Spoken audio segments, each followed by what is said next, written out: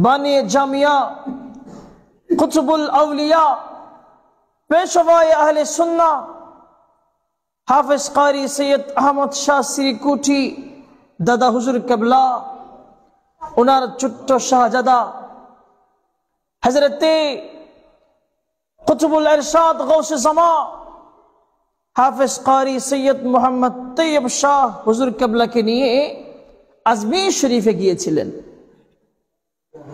1924 সালের ঘটনা।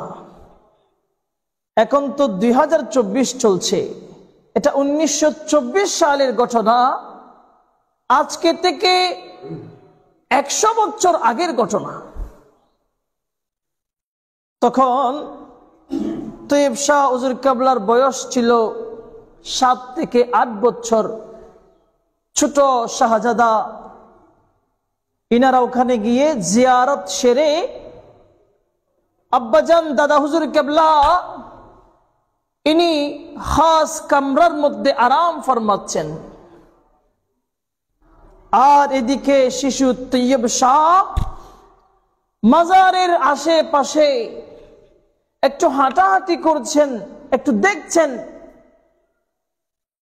এমন সময়ে একজন নূরানি সুরতের মানুষ, উত্তম পোশাক পরিহিত নূরানি শকলের সুরতের মানুষ হুজুর তৈয়ব শাহ এর পাশে আসলেন এবং তৈয়ব শাহ হুজুরকে নিজের পাশে বসালেন, অনেক আদর যত্ন করলেন এবং ইনার জন্য দোয়াও করলেন।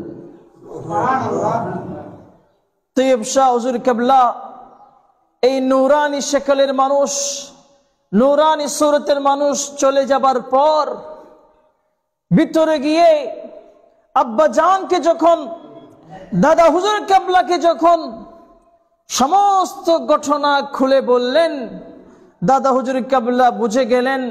দাদা হুজুর সাথে সাথে তৈয়ব শাহ হুজুরকে বলছেন, বেটা वो तो খাজা थे, তুমি যাকে দেখেছ তিনি আম সাধারণ কোন জনতা নয়, যার মাজারে আমরা জিয়ারত করতে আসছি।